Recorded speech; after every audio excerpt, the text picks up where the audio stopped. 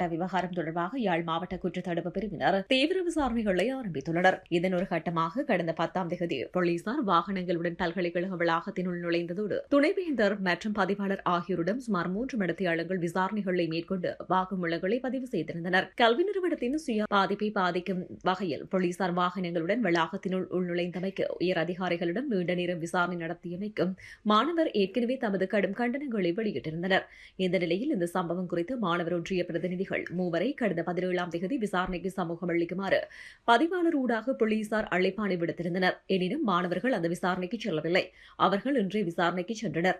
போலீசாரின் இத்தகைய நடவடிக்கைகளுக்கு எதிர்ப்பு தெரிவிக்கும் முகமாகவே இன்று மாணவர்கள் விரிவுரைகளை பகிஷ்கரித்துவிட்டு போராட்டத்தில் ஈடுபட்டனர். இவ்வாறான அச்சுறுத்தல் நடவடிக்கைகள் தொடருமாயின் போராட்டங்களை தீவிரப்படுத்தப் போவதாகவும் மாணவர் சமூகம் எச்சரித்துள்ளது. பல்கலைக்கழக மானியங்கள் ஆணைக்குழுவின் பணிப்புரைக்கு அமைய பல்கலைக்கழக மட்டத்தில் ஏற்கனவே உரிய விசாரணைகள் முன்னெடுக்கப்பட்டுள்ளன.